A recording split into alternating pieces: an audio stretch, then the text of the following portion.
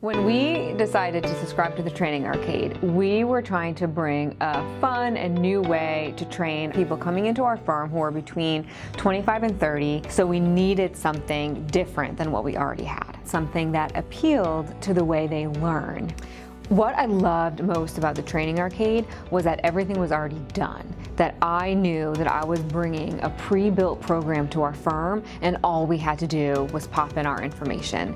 I knew that it was very easy. I knew that we could co-brand it with our firm. The complications were already removed from the process, so I was really excited about ease of use.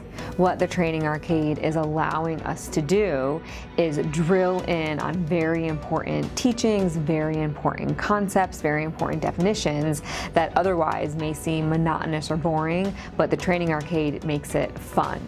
It makes it almost addictive. The feedback that we're getting is phenomenal. The participants who are using the Training Arcade always tell us that they can't stop playing, which really means in our mind that they can't stop learning.